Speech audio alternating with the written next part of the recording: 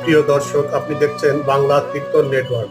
আজ আমরা জানাবো দুর্গাপূজার ইতিহাসের এক বিশেষ অধ্যায়। তাহেরপুর থেকে এর সূচনা। 1580 সালে রাজশাহীর তাহেরপুরে রাজা কংসনারায়ণ প্রথম রাজকীয় আয়োজনে শারদীয় দুর্গাপূজা করেন, যেখানে অংশ নেয় সাধারণ জনগণ। অনেকে একে বাংলার প্রথম বারোয়ারি পূজা বলেই মানেন। তর্ক বিতর্ক রয়েছে। কেউ কেউ বলে নদিয়ার রাজা কৃষ্ণচন্দ্র রায়ই নাকি প্রথম এই প্রচলন শুরু করেন। তাহেরপুর না নদিয়া, এই প্রশ্নে আজও ইতিহাসে দ্বিধা রয়ে গেছে।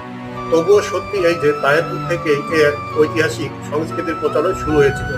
দর্শক বন্ধুরা, এমনই আরো তথ্যভিত্তিক গল্প পেতে চোখ রাখুন বাংলা কীর্তন নেটওয়ার্ক। ভিডিওটা দেখার জন্য ধন্যবাদ। লাইক, শেয়ার, সাবস্ক্রাইব করবেন এবং কমেন্টে জানান আপনার মতামত। বাংলা কীর্তন নেটওয়ার্ক সবসময় চেষ্টা করে সনাতনী সংস্কৃতি তুলে ধরার জন্য, আর তাই বাংলা কীর্তন নেটওয়ার্কের সাথে থাকুন, নতুন নতুন তথ্য জানুন। আপনাদের সবাইকে অসংখ্য